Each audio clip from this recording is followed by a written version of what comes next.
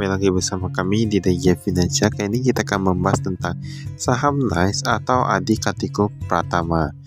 Ini untuk yang kali ini ya, laporan keuangannya itu masih yang kuartal pertama 2024. Jadi untuk yang kuartal kedua kita lihat itu belum keluar. Dan seperti biasa ini nih satu penuh tapi bentuk rupiah. Untuk kas dan setara kas ya, ini dari 48 miliaran menjadi 94 miliaran. Tetapi ini agak wajar. Jadi sebelum kita melihat sebuah perusahaan, kita perlu tahu apakah perusahaan ini baru IPO atau gimana. Kalau ini dia perusahaannya baru IPO awal tahun kemarin ya. Jadi kita agak bisa jadi patokan nih. Ini bahkan persediaannya meningkat ini dari 25 miliaran menjadi 34 miliaran. Untuk total asetnya dari 333 jadi 323. Nah, ini nanti kita lihat itu mengapa bisa apa. Tapi kalau kita lihat di sini, ini untuk hutangnya ini ada hutang usaha, dia menunjuk drastis 67 miliaran menjadi 29 miliaran. Lalu ada utang pajak dan lain-lain. Untuk total liabilitasnya dari 192 miliaran sekarang menjadi 180 miliaran. Jadi dia agak berkurang cukup banyak ya, ini cukup bagus. Tetapi untuk yang total ekuitasnya ini dia meningkat juga 140 miliaran menjadi 143 miliaran. Nah, mungkin ada yang bertanya, apakah setiap IPO sebuah perusahaan akan mendapatkan uang yang banyak atau gimana? Itu nanti kita bahas. Ini penjualnya kita lihat dia bukan cukup drastis, 180 miliaran menjadi 130 miliaran. Bahkan untuk laba usahanya itu dia menunjuk drastis. Ini dari 6 miliaran sekarang hanya tersisa 900-an jutaan. Itu kalau untuk yang laba usaha. Laba periode berjalan dari 24 miliaran sekarang menjadi 2 miliaran. Nah, jadi mengapa kami selalu mengatakan bahwa untuk perusahaan IPO itu saat awal-awal IPO itu agak susah untuk kita lihat yang sebenarnya. Mengapa? Karena itu dia kan baru masuk, dia baru mendapatkan modal.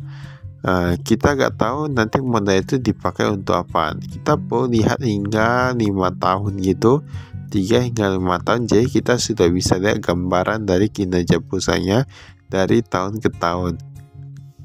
Jadi awalnya kalau kita hanya dengar orang katanya ini labanya besar, itu ini itu ya kan. Nah, ternyata setelah IPO, setelah keluar laporan keuangannya malah berubah. Karena kebanyakan ada yang kayak gitu, ada saham IPO yang kayak gitu ya.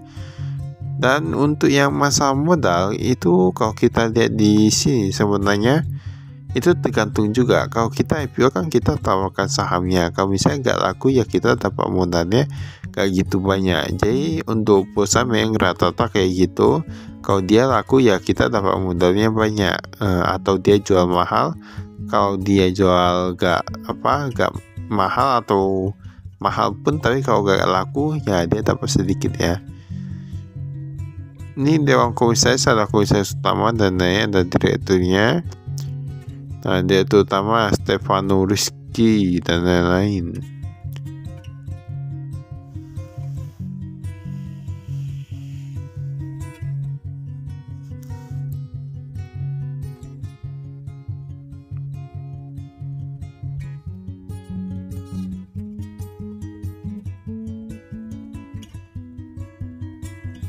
Ini kita skip.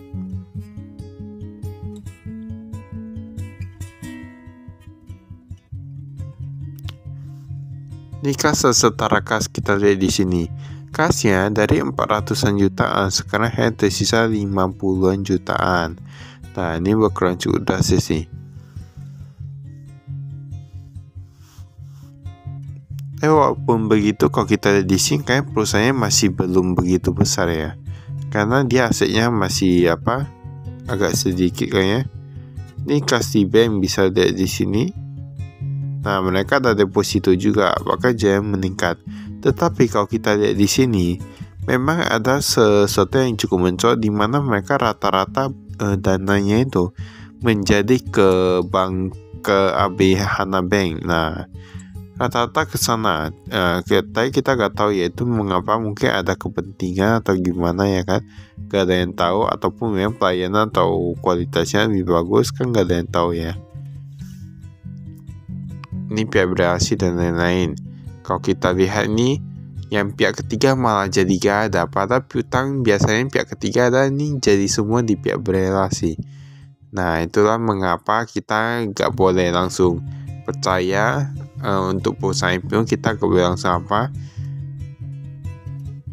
piutang lain-lain. Kita lihat di sini ada pihak berelasi juga, tapi dia agak sedikit menurun. Pihak ketiga pun gak gitu banyak sih.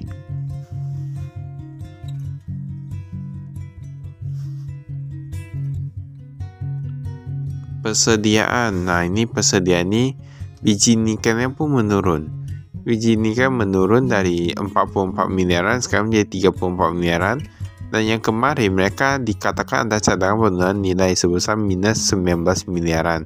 Makanya dia tampak bertambah. Padahal kalau kita lihat untuk biji nikel yang aslinya, kalau gak ada dikurangin cadangan penurunan nilai, itu sebenarnya dia berkurang. Jadi kita perlu lihat juga, ini ada aset tetap. Jadi kalau kita lihat untuk semuanya semua kinerja perusahaan itu hanya lewat grafik dan lain-lain, itu agak susah ya. Jadi kita perlu melihat semuanya. Ini ada utang usaha, bisa lihat di sini. Dia memang sedikit berkurang sih.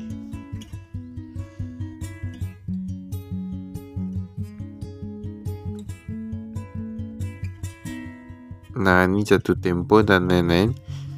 Tapi memang untuk yang untuk utangnya ya, kita lihat dulu. Pasien untuk utangnya kayak gini. Dia kalau kita lihat, misalnya sebuah perusahaan dapat modal, tetapi utangnya itu gak berkurang. Nah, itu perlu kita lihat juga. Dia itu gak berkurang karena apa? Apakah karena dia sudah bayar yang jangka panjang, lalu dia ataukah jangka pendek lalu dia beli lagi yang jangka panjang? Dia bisa dia juga dari yang jatuh temponya.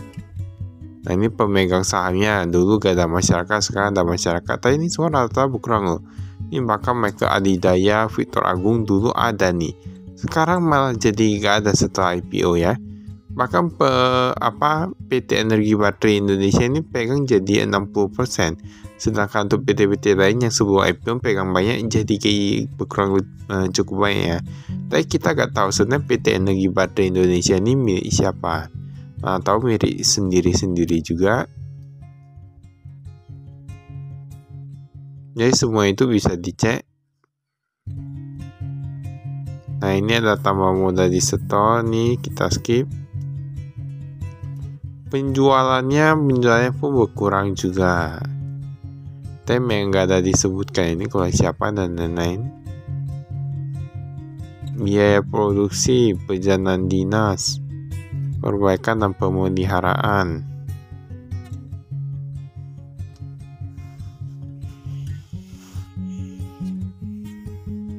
Memang agak betul ya untuk pernyataan Pak Loh Keng Hoon, di mana jangan membeli kucing dalam karung ya. Jadi kita harus selalu berhati-hati sebelum berinvestasi pada sebuah saham tertentu.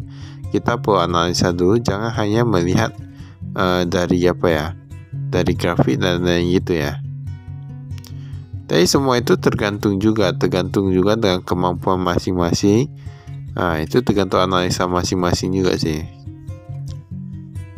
Beban umum dan administrasi, gaji dan tunjangan 4 miliaran menjadi 6 miliaran.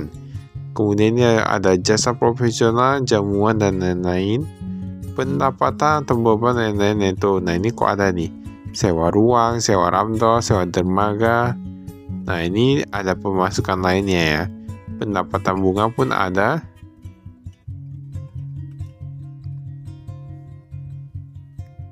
Tapi setiap ada pendapatan bunga tetap ada beban bunga ya. Setiap perusahaan selalu ada, seharusnya karena memang mereka ada pinjaman. Makanya ada yang namanya beban bunga. Baiklah, itu saya adakan. Sekian dan terima kasih. Saya investasi.